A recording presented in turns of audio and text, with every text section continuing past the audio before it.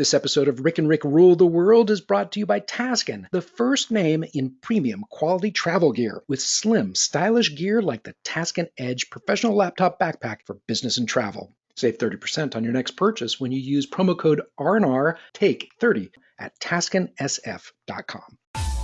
Next up on an all-new Rick and Rick. Is that the Justice League in a gory new R-rated animated movie? ADWEEK wants to know, which brands do you want to shelter with most? How COVID-19 will shape the future of VR. Plus, loaded questions and a whole lot more. And it all starts right here, right now. On the one show where everybody spreads it on Rick. And everybody rules the world. Welcome one and welcome all to an all-new episode of Rick and Rick Rule the World. I'm Rick Matheson, and I am joined, as always, by the JP to my Morgan, the Oscar to my Meyer, the Frito to my Lay, Rick Wooten. How the hell are you, Rick Wooten? I'm doing great. How are you doing? Good. Happy Father's Day. Oh, to you too, my friend. Day were the kids around to feed you, or did they head out the door and kind of forget that it was Father's Day? A little of both. I had some time with them this morning, and then they headed off to do some of their own things.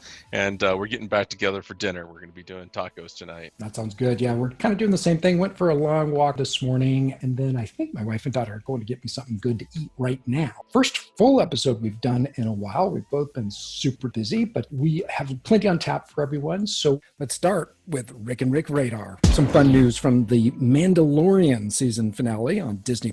Creator Jon Favreau brought in the 501st Legion as stormtrooper extras for the show's season finale. I saw it in Cinema Blend, but apparently the 501st Legion is a large volunteer organization comprised of and run by Star Wars fans who are like serious cosplay enthusiasts. These fans are, I guess, dedicated to producing detailed and accurate recreations of iconic Star Wars costumes in general, but stormtrooper outfits specifically. One thing that was cool is they didn't tell the group what they were going to be filming. So it was a total surprise to all these fans that it was The Mandalorian and they got to hang out with the stars on the set. So I thought that was pretty cool. Yeah, I mean, how excited they must have been, right? Yeah. If you're somebody doing cosplay and a big fan of a franchise like this, I mean, and I think it's every one of their dreams probably to be in a Star Wars show or movie.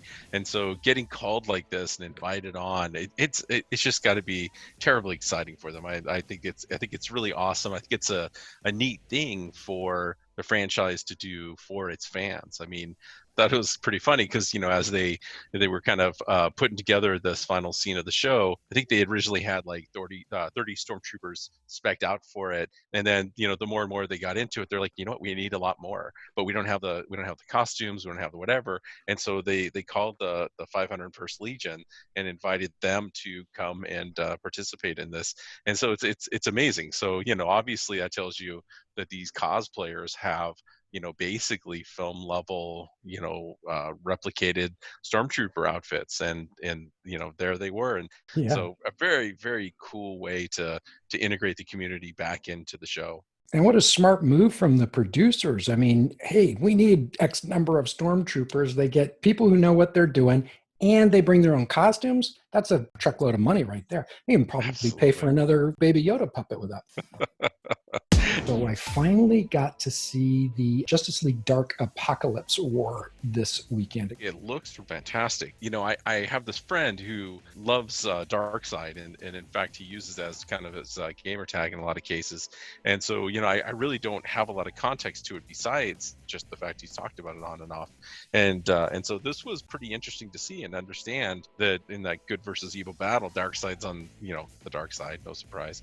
And, the superheroes are trying to take him out. It was pretty cool. Yeah, it's the combined forces of the Justice League Dark, the Teen Titans, the Suicide Squad, the League of Shadows, and the Legion of Doom squaring off in a final battle against Darkseid the Destroyer. Now, here's what surprised me, Rick. It is a R-rated movie. At one point, Harley Quinn is singing "If You're Happy and You Know It, Bash Some Brains," as she literally bashes people's heads in, blood and brain matter flying everywhere. I'm serious, Rick. This could have been called Justice League Red Wedding. Truckloads of blood and guts, language that includes plenty of assholes, dumb and for fuck's sakes, Challenge of the Super Friends, this is not.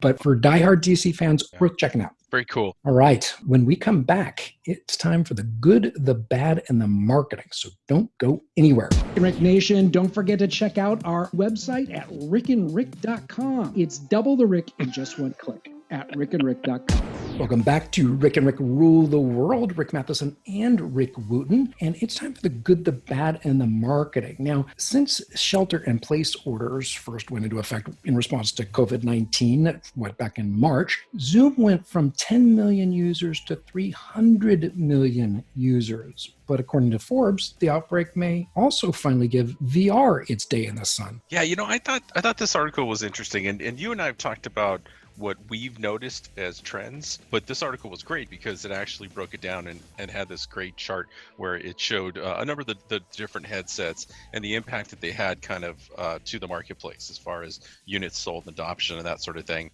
And so, the big one was back in, early 2014 when Facebook acquired Oculus. Right. There was a step function, the sales doubled over the course of a month or two. And then, it kind of settled back out and it kind of became its own thing. But then all of a sudden we had a whole bunch of more approachable, inexpensive ones like the PSVR and the Gear and the Vive. These all kind of, came out in that 15-16 time frame before things really kind of settled down again through 17 and 18. And this is the point where, you and I were starting to get a little depressed because, we're a big fan of this space. And we weren't really seeing a lot of innovation or adoption. But then at this time of the year last year, the Oculus Quest was introduced. And so you and I are pretty excited about that one coming out because it had really good resolution. It had a good catalog of games, and it was approachable. It didn't require the PC. It didn't require a lot of the extra stuff that these other headsets did. And so we saw a nice little bump, but then there was a step function around Christmas time, and we saw that thing just take off. And we talked about this because I was, trying to figure out if I should get a second one, and I just couldn't find them. They weren't anywhere to be found. It was absolutely amazing. And so that kind of settled down again in the beginning of the year. But then as COVID started to happen, it took off again. And so this is what you and I have been hypothesizing, is that, this shelter in place, this, being remote thing would give it another chance. And this article from Forbes talked also a little bit about the upcoming or what they believe is going to be an upcoming release this fall around Christmas time of the next version of the Quest, the Quest 2 or whatever it's going to be called. And, how, again, that could kind of excite the marketplace. But the good news here is that content is up.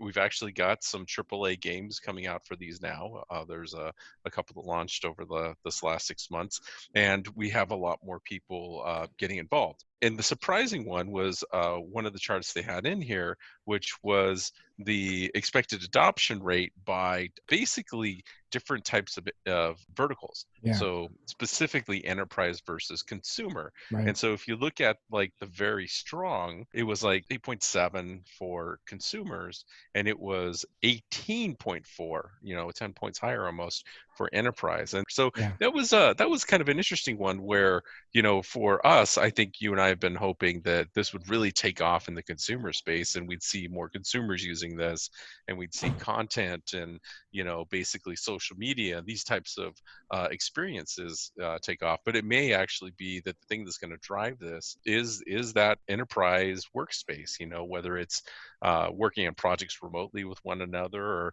interacting with CAD designs or what have you. That may end up being the one that takes off. But there's no way to look at it differently. It's definitely seen a spike during COVID. One of the graphics in this article shows the search interest in VR headsets. And that last one, April 20th, I think that spike right there was just me. Because we were looking on a client's behalf to give away 30 Oculus Quests as part of an event. And I'll tell you, they are very hard to get now. When I was first reading the article, I was thinking, is it going to be the virtual reality version of Zoom? I personally don't see it used for meetings. If it were sort of the typical animated avatar style representation of people, I don't see that really being that compelling, but for other applications, for sure. I want some really cool stuff to come out of us all having to be stuck at home. Absolutely. ADWEEK created this infographic, and it said, which brands would you shelter in place with? And they had houses with certain brands in them. And I want to get your reaction to this, Rick, to see what your choices would be. House 1 has Coca-Cola, PlayStation, Doritos, Old Spice, and Nike. House 2 has Jack Daniels, Cars for Kids, Hulu, Ben & Jerry's, and Patagonia. House 3 has Aviation Gin, Spotify, Target, Tide, and Sephora. House 4 has Disney, Uber, Burger King, Nintendo, and IKEA. House 5 has Netflix, Third Love, New York Times, Geico, and Wendy's. And House 6, the final one, has Peloton, Starbucks, Quibi, Apple, and Popeyes. So, Rick, which one of these houses would you want to shelter in place with? Wow, that's a tough one. It's almost easiest just to eliminate some of these, right? So I'm not a big Jack Daniels fan. I gave up on Hulu a while ago. I love Ben & Jerry's, but that'd be the one brand there that would carry me. So I'd have to eliminate that house. House 5 is tough because Netflix, I'm a big fan of Netflix, but the rest of them I'm not super passionate about. 4, they've got a lot of good things on me with 4. So there's Disney, which I'm a big fan of Disney, Uber, Burger King. I'm digging on Burger King. Nintendo and IKEA, those are all good. I think at this point, I think I'd have to say House 4. Where'd you land? Where would I land? So I want to believe that I would choose House 6 with Apple, Starbucks, and Peloton, but that's only if I could do e-commerce with House 1 to ship me some Coca-Cola and Doritos, and maybe the house with Aviation Gin. So I am non-committal at this point. Yeah, House 1 was pretty compelling to me as well. So here's the interesting one. I thought when I started looking at this that they would have your traditional brand A versus brand B kind of thing in here. So when I saw Coca-Cola, I expected one of the other ones to have Pepsi, right, and it didn't. Right. And when I saw PlayStation, I expected to see Xbox somewhere. So it's kind of interesting how that worked out. At least one of them. I had no idea what Third Love is. So that was a brand I had no familiarity with it, but I just looked it up and there's a reason for that. It's a bra and underwear brand. So that would be why I didn't know about it. And then this House 6 was pretty good too. Like I'm a fan of Peloton, Apple, and Popeyes. Quibi, isn't Quibi the new streaming? Yes. 15-minute. Yeah. I could do without that. Yeah. And I don't drink coffee, so Starbucks is out. You don't drink coffee. How did I not know that? How did you not know that? Wow. What's wrong with you? I know. The show is over. Forget it. We're done. This episode of Rick and Rick Rule the World is brought to you by Taskin, the first name in premium quality travel gear with slim, stylish gear like the Taskin Edge professional laptop backpack for business and travel. Save 30% on your next purchase when you use promo code RNR TAKE 30 at TaskinSF.com. Welcome back to Rick and Rick Rule the World. This is Rick Matheson with Rick Wooten, and it's time to play Loaded Questions. Rick Wooten, first question of 3. In its forthcoming prequel series, Star Trek Strange New Worlds, CBS says it's considering making James T. Kirk A, female, B, biracial, C, bisexual, or D, bipolar. In a forthcoming prequel series, Star Trek Strange New World, CBS says it's considering making James T. Kirk. Which of these? Wow, I haven't seen anything on this. I don't think it's bipolar because he basically is in the original series. So I'm going to try bisexual. You are correct. So, according to We Got This Covered, Star Trek Strange New Worlds will focus on Captain Christopher Pike and his tenure aboard the Enterprise. There are rumors that a pre-Captain James T. Kirk may play a role in this series, and that CBS is toying with the idea of making the character bisexual. I guess that would explain why he calls Dr. McCoy Bones. Oh, that's horrible. I don't know what to think of that. I mean, he was a womanizer in the original series, so I guess it's going to be equal opportunity there, I guess. That's right. All right, question number 2. North Face have joined a growing number of other brands that are boycotting which of the following media outlets for allegedly spreading hate speech and misinformation? A, Fox News, B, Facebook, C, FX, D, Fuse, or E, the Weather Channel. Yeah, I've been reading about this. This is Facebook.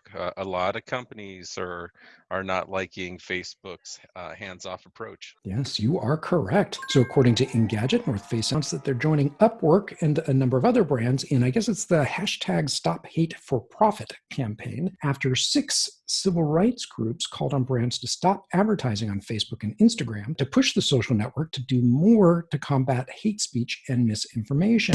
All right, final question. With brands realizing the COVID-19 pandemic may be with us longer than we'd like to imagine, Starbucks has announced that moving forward, what the brand has always called the third place, that place between home and work, will now be redefined as A, the space between cars in the Starbucks drive-through lane, B, the interaction between you and the barista when they hand you your Frappuccino, C, that place in your memory where the third place used to be, or D, your breakfast nook in between Zoom meetings. Yeah, Starbucks says the third place will be which? I don't know this one, but I'm going to guess it's between you and the barista when he hands you the coffee. You are correct. Fast Company reports that, so get this, the CEO's name is Roz Brewer, perfect for a coffee company. She says, quote, "We're learning that our customers really feel that experience isn't just sitting in the store. It's when you hand off that beverage and the interaction between the barista and customers that can happen at the drive-thru or the entryway pickup. We feel like we're creating a third place just in a different venue," end quote. Now, to be fair, and this is again goes back to a common theme in the last couple of episodes, Rick, Starbucks has been moving in this direction for some time. So apparently 80% of its business has been grab and go for some time now. And now a new digital order and pickup strategy that was originally slated for rollout between 2023 and 2025 has been obviously fast-tracked. So over the next 18 months, your Starbucks experience, however you want to define it, will begin to look a whole lot different. Not that the strange rakes among us who don't drink coffee, for crying out loud, are going to notice. All right. Well, thank you. That was great.